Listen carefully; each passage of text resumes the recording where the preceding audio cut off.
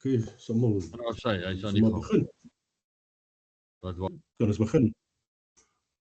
Ja, positive, Okay. you can go. Okay, welcome to our lecture. We're going to start with the basics of electronics. And we start with the basic electrical concepts, which is chapter 3 in your handbook. And you're preparing for the amateur radio examination for October 2026. My name is Louis de Wet, it is 6 year killer. I grew up in a family of, just some background. My father was ZR6 Alpha Alpha. He was the first guy to write the RAE in South Africa. And my mother is still alive. She's ZR6GQ, and she's still a radio ham. We have still a bit of contact on Ecolink. So it's been nice to grow up in a radio amateur family. Those days were back in the 70s. I'm now 60 years old. Those days were the social media of how things worked that way, and it was a very social type of activity. I've seen through the years that amateur radio has just become an old man's thing, and especially in Pretoria Radio Club, and we're really trying to get young people, our wives, the girls, and the children more involved, to make it more a family type of activity. And it's nice to see young people being interested again in amateur radio. So let's kick off. We're going to start with atoms. It's my favorite subject. I'm a chemist by trade. I've been working in a laboratory for 32 years as a chemist. So Sorry, atoms consist. Hey, sorry. Your share screen is gone, hoor. Oh, okay, let's start again. Het hy niks gewys nie, jammer. Share, en dan hier wys nou niks nie. Share, screen window tab, klik jy daarop. Entire screen. Screen, okay. Okay, hy sê nou net ag ja, ekskuus, ons het so lekker begin gesels. Ons begin net oor weer. Share. Hy wys nou nie.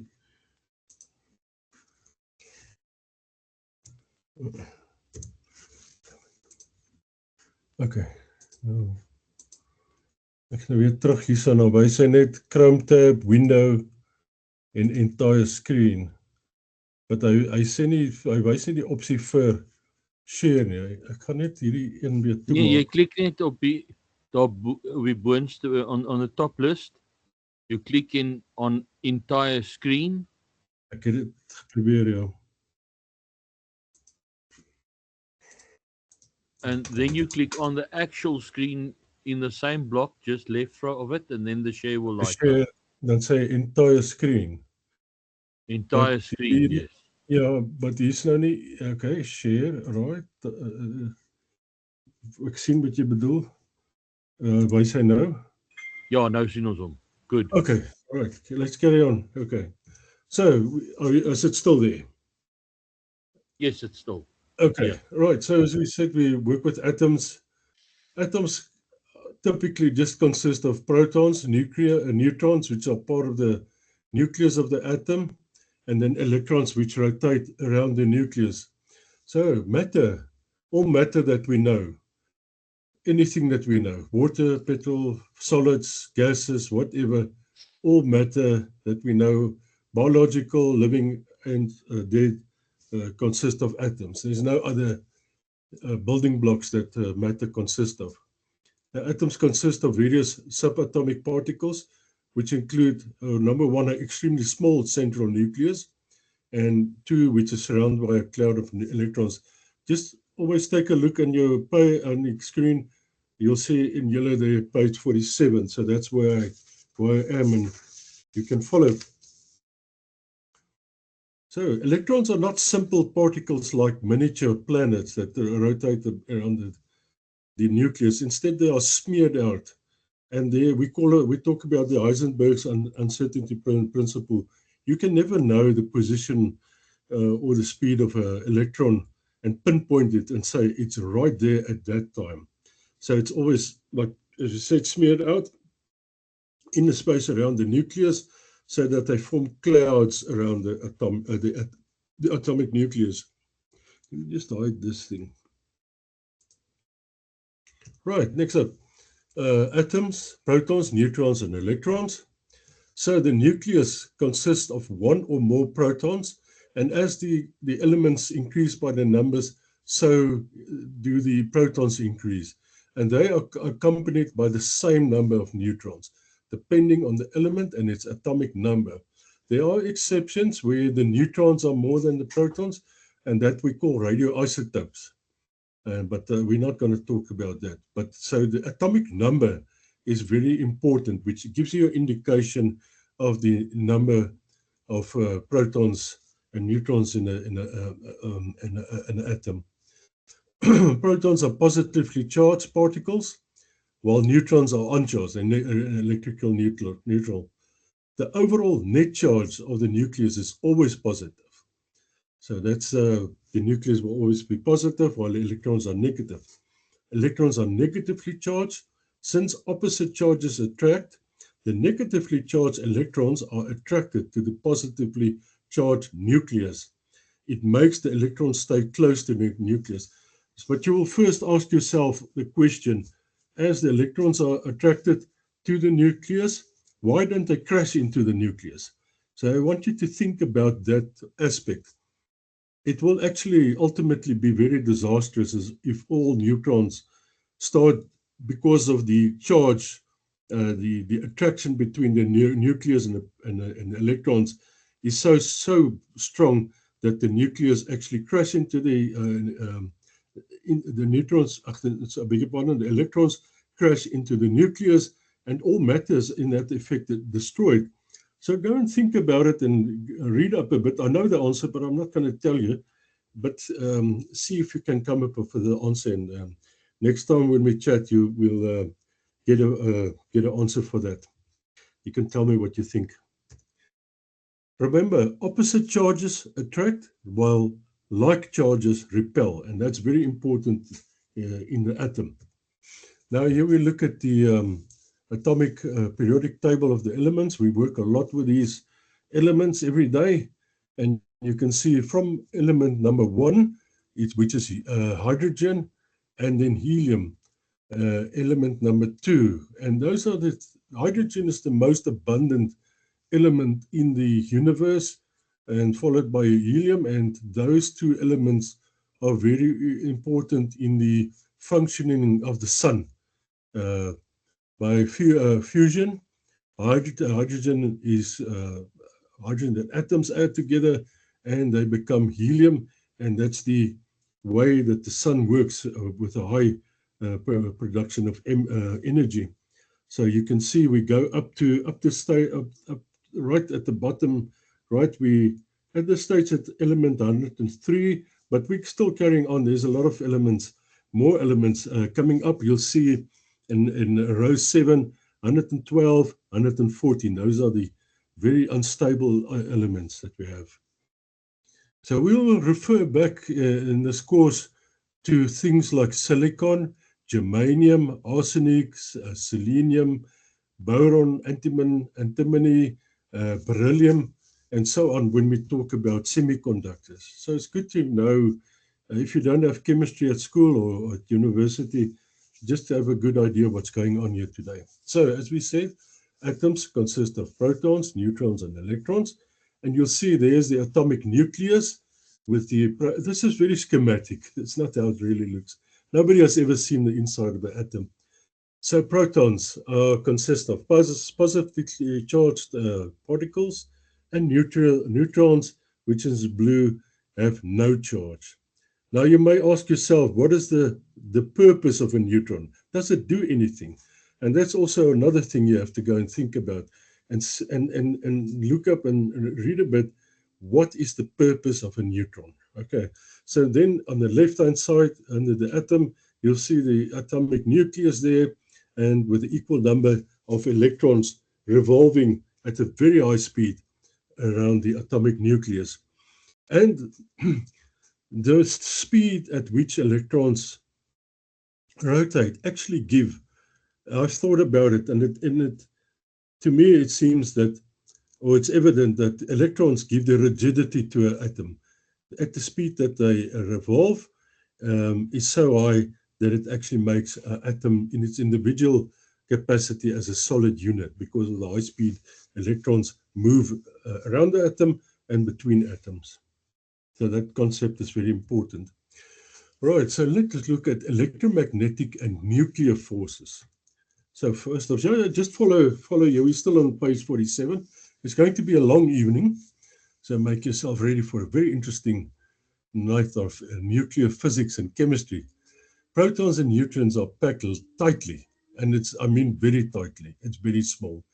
Into a tiny nucleus of an atom. Protons are positively charged, and since likely charges repel other, we call it electromagnetic force, protons are under pressure to get away from each other. So why don't nuclei of atoms why don't they explode? So you see you've got forces here, attractive force and a potential force that might explode an atom. So all these things show the potential of a disaster if it doesn't work well. So how do these things work well, and how are they balanced to keep these atoms together so that the whole universe doesn't explode? You can see where it goes to. We don't think about these things. Now, there's another force that they call the nuclear force. It's a strong nuclear force, which is the powerhouse that overcomes that urge for the nucleus to fly apart. So you've got one force that the similar charges, which wants the nucleus to fly apart, and then you've got the nuclear force that keeps this whole nucleus together. So the strong nuclear force is so strong, or stronger at very short distances, characteristics of an atomic nucleus, such that the repulsive electromagnetic force between the positively charged is held together. Right. So this nuclear force is stronger than the electromagnetic force. If it was the other way around, it would have been that atoms wouldn't have existed. So is the nuclear force stronger than the repelling force? That's the big question. It is significantly stronger, but there's always a catch. The strength of it is at very short distances, the strong nuclear force is roughly 100 times stronger than electromagnetic force. This is why it can easily pin protons together despite the intense electrical repulsion. You know, it's like a mother who wants to keep her children together and they hate each other and they just want to kill each other, and the parents keep them together. Right. Now the other thing is range. Now we're talking about very, very small distances. And this is the catch. While electromagnetism can act over infinite distances, and we'll talk about that later. You'll see what we mean about it. Two magnets as an example, or even electromagnetic waves. The nuclear force is extremely short range. It only works if the protons and neutrons are practically touching. And I mean by touching, it's very small, within a distance of 10 to the minus 15 meters. So if you take, put 15 zeros, you take to the left of one, you put a comma and you put 15 zeros left to it, you'll see what I mean about it, how small it is. Right, now we can look at conductors and insulators. We're still on page 47. Okay, so you know what a conductor is. So materials in which electrons can move freely conduct electricity, and it's called conductors. And so any type of metal, you've seen electrical cables, got copper wire in it, or big overhead cables, aluminium, or piece of iron, nickel, whatever, they conduct electricity. So the characteristics of conductors are that electrons can move freely because they are not strongly bound to the nuclei. So there we go. So they they're not so strongly bound that they can't get loose. But there is a difference. We're going to talk when we talk about semiconductors.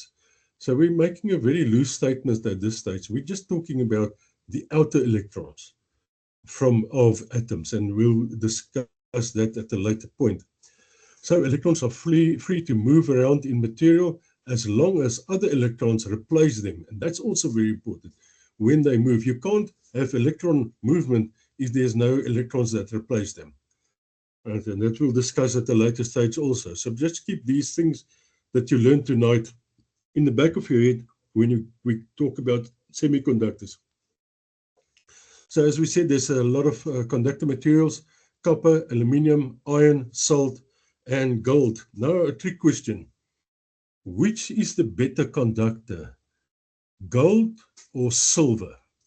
Just make a mental note of that and go and read up a bit and think about this. And we'll talk about the chemistry of this. This is very interesting.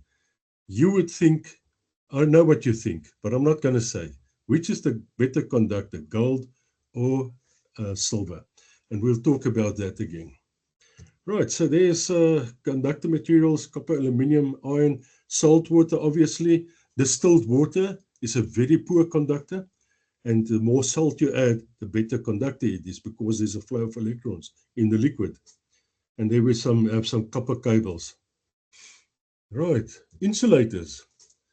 An electrical insulator is a material whose electrons do not flow freely, and therefore make it very hard to conduct an electric current under the influence of an electric field. I just want to take one step back. There's a theory that they call the bands theory. You can just write it down and see, also do a bit of homework when you have time, and go and look at the bands theory. I'm just bombarding you with a lot of things, but it's not too difficult. If you read the bands theory, you'll understand why some materials are insulators and why some materials are conductors. And when we get to semiconductors, this will help you very handy to understand what the band theory is all about. So in your spare time, go and see if you can get a bit more information there. Right, so typical insulators: rubber, glass, oil, diamond, drywood, anything that is not that you can use as insulator. Plastic, a lot of plastics are used as good insulators. And here's a very good example. On your power lines, glass and ceramics are used as insulators. There's you see some ceramic insulators. Okay, now, what are the characteristics of insulators?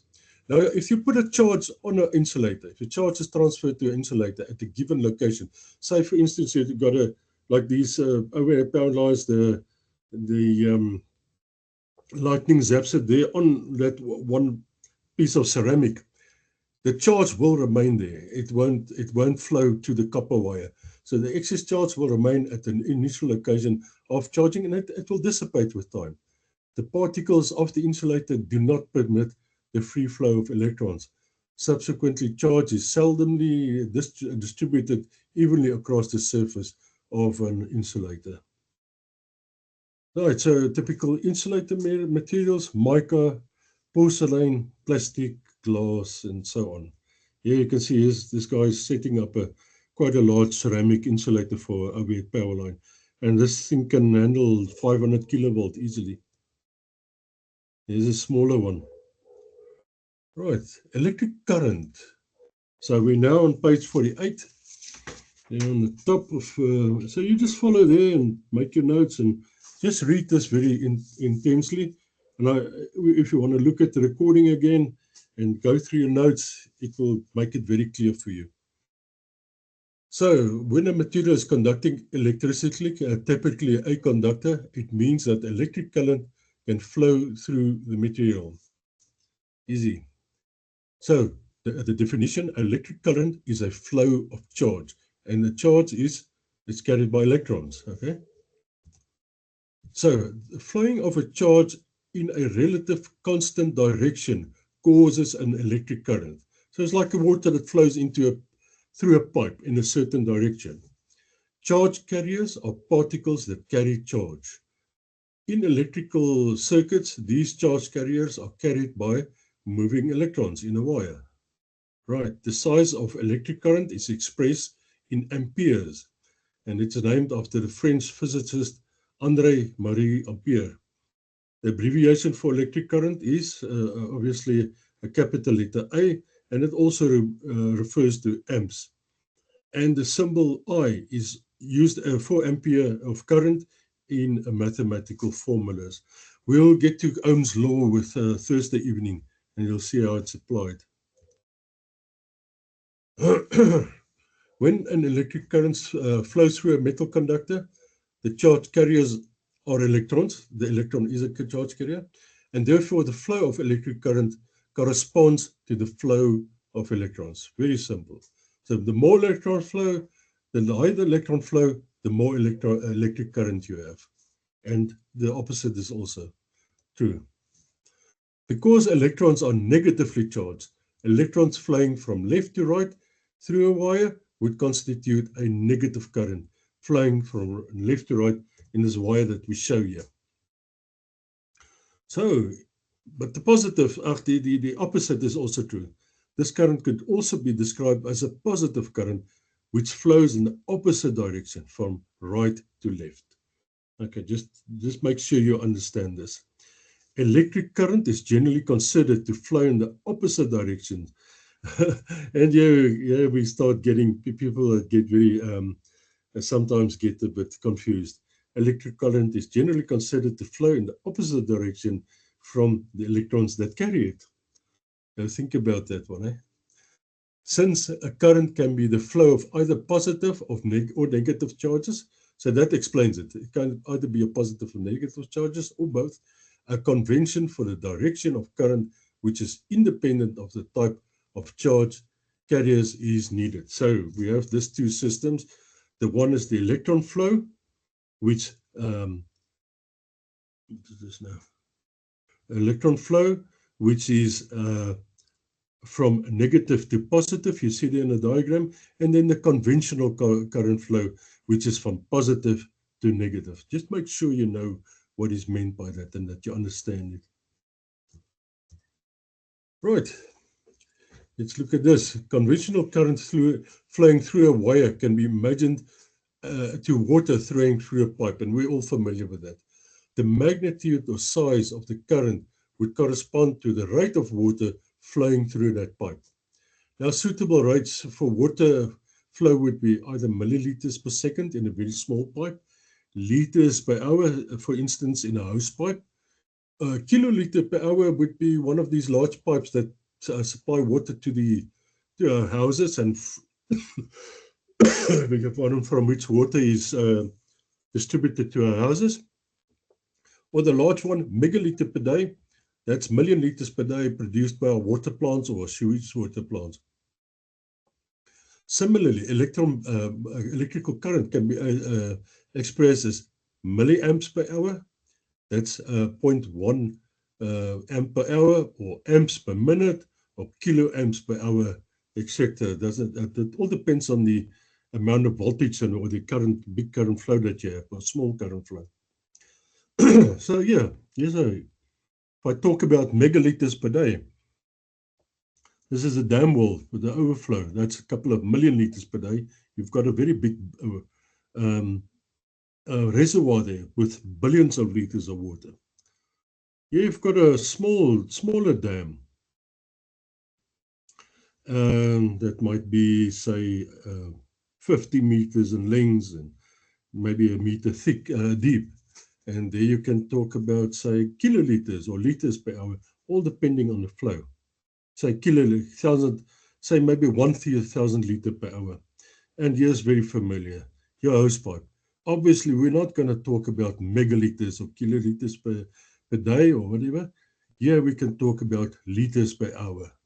So you see the different magnitudes of which water can flow. So let's look at electrical potential. Now, just think about back again to the large dam we have there. Say, for instance, Fall Dam, you know how large that is. Or you've got a JoJo tank outside, or an Olympic swimming pool, that's 3 different sizes, or you just have a bucket of water. So you've got different sizes of sources of water. So connecting a positive potential to one end of a copper rod and a negative potential to the other end will cause electrons to flow from negative to positive. So in other words, a conventional current will flow the opposite, from the positive end to the conductor to the negative end. So electrical potential difference is always measured between 2 points, and that's the negative and the positive. So there's a definition there on the bottom of page 48, and it's good to know this definition by heart. The electrical potential between 2 points is the amount of energy that it would take to move 1 unit of charge from the point of lower potential to the point of higher potential. Okay, now we know that energy is measured in joules. Let's look there at,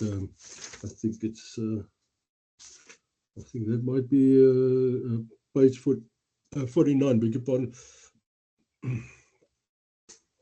Energy is measured in joules and charge is measured in coulombs. If you don't understand it, just go take a look at what is meant by coulomb. So therefore, the unit of electrical potential is known as joules per coulomb. The energy needed to use to move a certain amount of charge. So it's joules per coulomb, also known as volt. So the abbreviation for volt is V, which is represented as an E as well as at times. So this unit of voltage was named after the Italian scientist Alessandro Volta. So that is the amount of energy to move 1 coulomb of charge through a conductor. All right, so electrical potential difference is an analog to the pressure that a pump or head of water creates in the water it pumps through the pipe. The higher the pressure or the voltage, the greater the quantity of water flowing through the pipe per second, and that's your charge. There we have different types of batteries. So just to take it in perspective, in the center row right at the right, there's a large bank of batteries.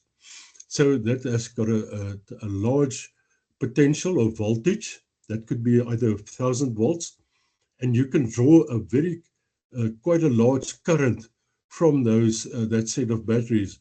In opposition, if you look the upper row, there's some very small batteries with low voltages, and if you look closely, the top left is 4.5 volt, then 1.5 volt, and you go down all 1.5 volt.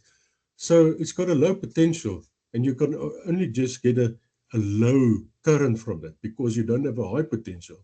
So if you have a high potential, you can get a high current from it, but you can't get a high current from a small potential. So from a little battery like that, you can only get milliamps per hour. You can't get amps per hour from a small battery. If you would try to draw a large current from this battery, you'll drain it very, very quickly, and it will be flat in no time. So there's some, if you understand that concept, you understand voltage and current.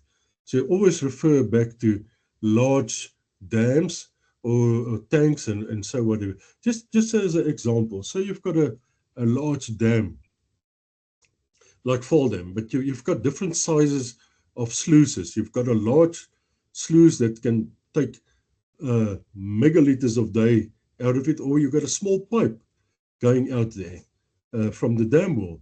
So you can either draw a large current or a small current from a large potential. So how they do it is by using valves. So you can adjust your valve to get a high current or a low current. But you can't do it with a small little dam. You can't pull 10 megaliters a day from a fish pond. You get that point there that I make. Right, let's look at units and abbreviations. Please, if you get confused there, we'll have a good chat about it in the future again. But this thing, you have to go and also study it and make sure you understand it. When measuring or calculating the amount of something, one needs to specify the unit of measurement. Say 1 Smartie, 2 Smarties, 3 Smarties, or however Smarties you want to count out. Or if you weigh something, You cannot just say it weighs 10. It doesn't make sense unless you specify the unit either 10 kilograms, 10 grams, or 10 milligrams. And it applies to everything that you use in life, whether it's voltage, the flow of water, the height of anything that you measure, it must have a unit. So units of measurement used in this course are the standard SE, the International System of Units, that was used, developed by the French, by King Louis, about 200 years ago, and that used throughout the Western world, and I had to be sarcastic, except America. So they say America is they are metricizing, they are getting close to the metric, using the metric unit inch by inch. Okay, just a little joke there. Each unit has a name like volt or ampere or kilo or micro or milli. It all depends on what you want to measure. And a corresponding abbreviation like volt. So it can be kilovolt, megavolt, microvolt, millivolt, or ampere. Milliampere, or just ampere, or kiloampere. Or K, what is that? This is saved when writing 10 amps. K must be temperature in Kelvin or kilo. Yeah, kilovolt and so on. Yeah.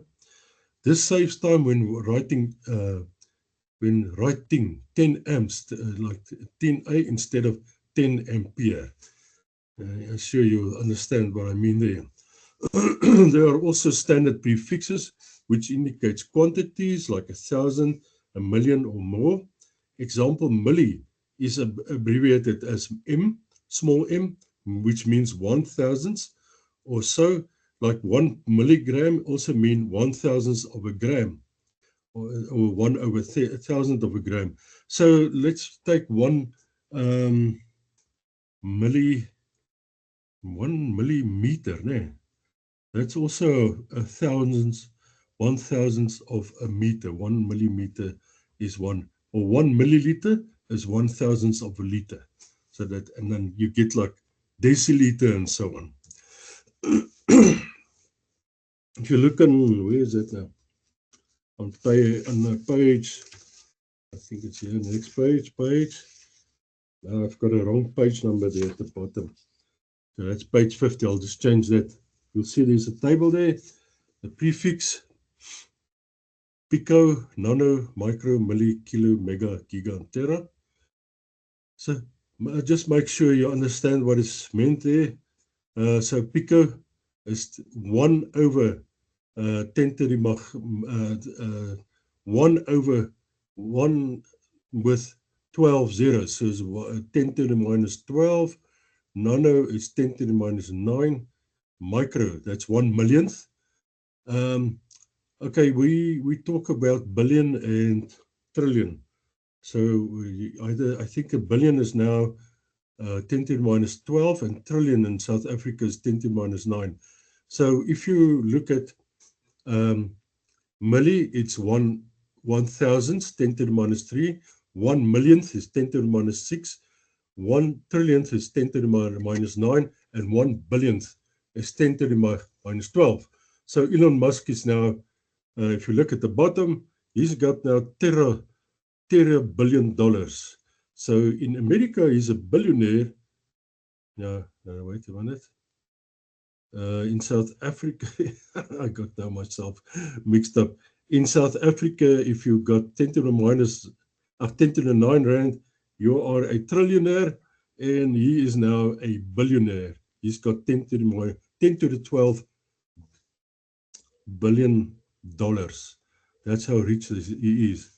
So right here in the center, we've got, you see 10 to the minus 3 or 10 to the 3, 10 to the 6, that's a million, or mega. 10 to the minus 9 is giga, and 10 to the 12 is tera. So we'll do a couple of problems at the back, but to try and exercise this well enough. Okay, that you understand what is milliamps or microamps. So milliamps is 1,000th of an amp, or microamp is 1 millionth of an amp. So scientific notation is a way of writing numbers that are too big or too small to be conveniently written in decimal form. In a scientific notation, all numbers are written in the form a times 10 to the power of b. Is it there in the book? No, I think so. Oh, sorry, I don't read I've read this and then I made my slides, but please read the book. So let's look at this. 2 is actually 10 to the power of 0. So there's no 0 behind it. 300 is 3 times 10 to the power of 2. Look at that number, 4,321.768. So you take 4312768, and it is actually 10 to the minus 3 because it's 4,000, and you take 4.31 times 10 to the 3. Minus 53,000, it's 5. So you move your comma 1 left, and there's 4 zeros behind it, and it's a negative, is minus 5.3 times 10 to the power of 4. Now we move into the Elon Musk territory, and you'll see 6 followed by 9 figures. So that is 6,720,000,000. So if you take you keep the comma there, 6.72 times 10 to the power of 9. So there's 9 zeros behind it. Here's a very simple one, 0.2, and just move your comma right. That's 2 times 10 to the minus 1. So these examples hopefully will give you some idea how it works. But if you have problems, please feel free to ask me next time or after this show, not the show, the lecture, how it works. Right, so there we say that concludes our lecture. And I think let's put it now open. Before we go to, I'm just going to make it like that, and then we can look through the questions. I don't know, Henry, do you have your books open on page 51? Then we can go through all these questions, and then we'll look specifically at question 4. That's a bit more difficult. All right, are you all ready? Ek sien nou all the names here. RC niemand, I know him. He's a colleague of mine. Henry Ehlers, Martie, Pieter Peek, David Jansen, Cliff, Stefan Kutsie, and John. Okay, so I would like you to participate, and I presume that you've looked at the notes beforehand. And let's look at the first question. One of the following is an electrical insulator. A, silver, B, aluminium, C, copper, or D, mica. What is your answer? D, mica. Mica. Cliff, mica, okay. Number 2, one of the following is an electrical conductor. Mica, ceramic, plastic, and copper. What do you say? Copper. Okay, wie het gesê copper? Cliff. Okay, it's correct. Okay, number 3, the unit of electrical potential, not current. Ampere, amp, voltaire, or volt? Volt. Volt, okay, Henk, nee. Right, we're going to skip 4 now, and then we'll do him last, that one last. Number 5, a voltage of 20,000 volt could be expressed as 20 microvolt, 20 millivolt, 20 kilovolt, or 20 megavolt. What do you say there? 20 kV. That's correct, yeah. Easy. All right, let's do 6 to 9, and then we'll go back to number 5. The charge carriers in solid copper that allows it to conduct electricity are positively charged copper ions, negatively charged copper ions, positively charged electrons, or negatively charged electrons.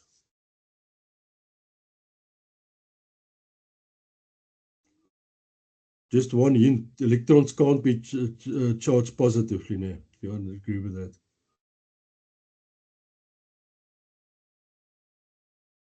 Must What- be what is your answer? negatively charged electrons. Electrons, yeah, perfect. Yeah, yeah. Electrons can only be charged negatively.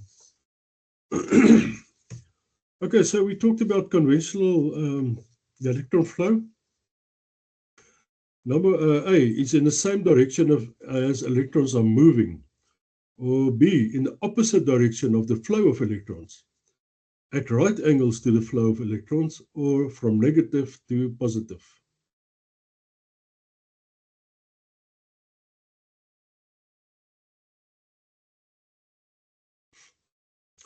Do you want to look at the slide again, or do you want to answer?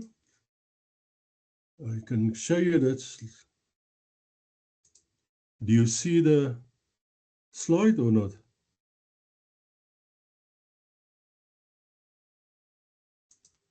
Hello? Opposite. Yeah, you're right. Eh?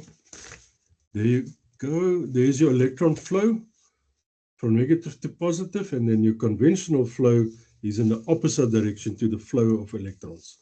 Right, you got it right there. Okay. Then next one. An electric current always consists of a flow of electrons, neutrons, protons, and charge. Just a quick question first. Of these particles that I showed you, which are in the nucleus of the atoms? There are two of them. Let's say that first. Then we eliminate. Protons and neutrons. All right, you're right. Okay, so what is your answer? You can eliminate those two. Would your answer be 8A, electrons, or 8D, or a charge? I'll say charge. Okay. But it can also be electrons, eh? Oh, yes, yeah, now I'm just reading Yeah, the question incorrectly. Both are So, right, yeah, but electrons. yeah, electrons are a bit more right than the other one, yeah. Okay. Correct, sorry. Yeah, no, that's fine. Right, electrons. Electricity is that can be obtained from splitting atoms into protons and neutrons, converting other forms of energy into electricity, electricity plants or electric blankets. And I didn't discuss it, but I know it's here in the book. B. Sorry? Would What it you be B? say? B, yeah. Yeah. So you can take solar energy and convert it to electricity, or nuclear energy into electricity, or hydroelectric. Okay. Let's go just back last one. And I need you really to see if you can get some examples, other examples, and practice this quite a lot, because this is going to be quite a large part of your amateur radio, can I say, career. And you don't want to look like a fool before all these old guys, eh? If you start talking about microamps or milliamps or whatever, you must know your story, because they'll start laughing at you. So let's look at question 4. A current of 15 microampere is equivalent, right, to 1.5 times 10 to the minus 5 ampere, 15 times 10 to the minus 5 ampere, 1.5 times 10 to the 6 ampere, or 15 to 10 to the power of 6 ampere. So there's two that you can immediately eliminate. So just take a look there, and let's say first which two you will eliminate first. C and D. C and D. That's correct. That's correct. Yes, good one. Okay. So let's work. That's always these questions. There's two that you can always eliminate. So then you've got 1.5 times 10 to the minus 5, or 15 to 10 to the minus 5. And a micro is 1 times 10 to the minus how much? 6. Right. Okay. So I have here on the screen, let's work through this. A current, then we got to eliminate C and D first. So a current of 15 microampere is obviously 15 times 10 to the minus 6 there. But that's not precisely correct scientific notation there. So what you do, you just move your comma 1 to the left, right? So you take 15 and you convert it to 1.5 times 10 to the 1. And you agree with me on that? Yes. Okay. And then you multiply that to 10 to the minus 6. So you've got 10 to the 15 times 10 to the minus 6 is then equal to 1,5 times 10 to the power of 1 times 10 to the power of minus 6. Are you with me?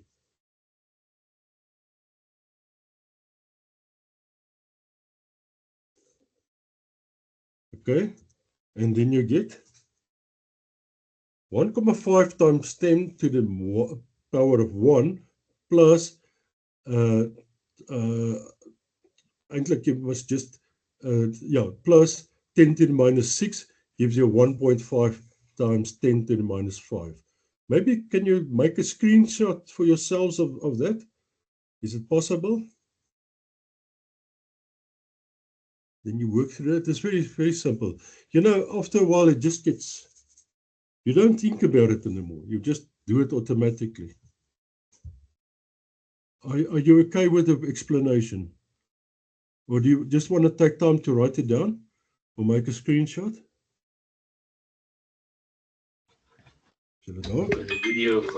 Louis, I've made a screenshot and shared it on the WhatsApp group. All right. I'm very relieved. Okay. Right. Are there any questions?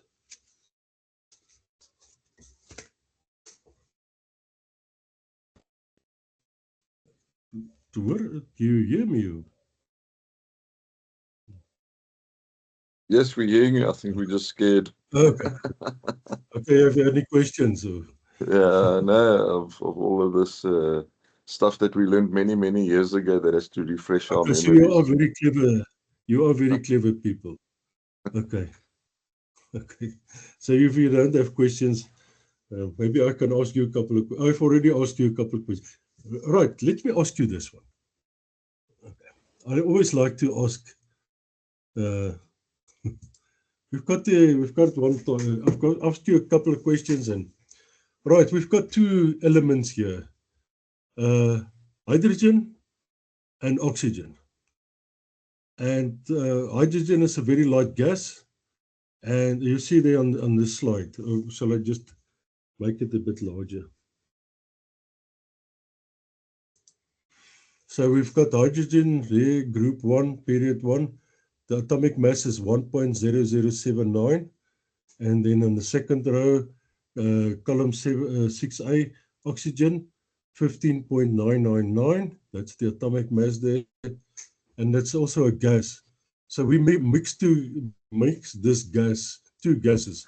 So we mix one oxygen with two hydrogens and we get H2O, which is water. So we've got two light gases that we mix, we get water. So my question is, why is water so heavy? You know how heavy it is to pick up a 25-liter drum of water. So go and think about it. You don't have to answer now, but let's have a chat. I always ask people, students, why is water so heavy? And there must be a reason for that, because you've got two light gases and you convert it to a liquid. So obviously it doesn't make sense. So just go and think about it and we'll have a chat about it again. Okay, so that concludes the lecture. If you have any questions more, Henry? Louis, ek Okay, weet nie, Martie sê ons het nie deur al die vrae gegaan nie. Martie says we didn't go through all the questions. Okay, this is the questions I have in the book 51. In the book. Yeah, I've just no, well, as daar more vrae. No, she says it's good. Sorry. Okay, sorry, ek het nou nie gesien. Ja, ek hoor net maar, o, julle tog vra van die wat julle op julle stelsel het, nê? Nee. That's Ek het nou right. nie Yeah. daai vraag. Ja. So maybe you want to go through that further on. We can do Of that. the exam questions or Look, there's a couple of. Let me just get there. okay, but will you I excuse think me it's the same that's in the book, though. Okay, good. All right. But you'll go to that questions with the mock exam that you do. Is it The mock correct? exam as well, yeah. And if there's any questions, then obviously they're welcome to ask. Yeah. Okay, but okay, so Thursday we're going to do Ohm's law.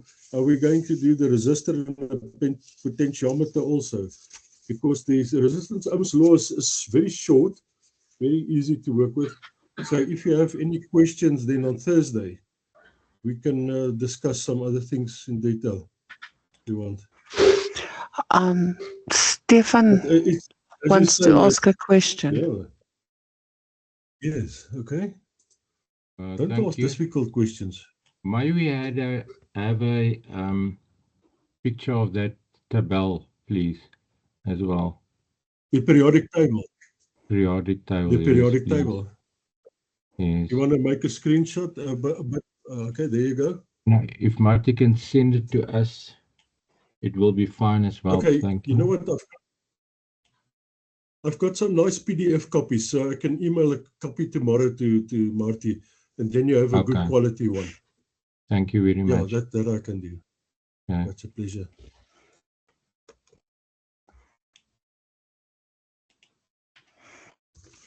Okay, so that's it. So thank you for listening and good luck with the course. I'm going to stop Yeah. the recording now. Okay.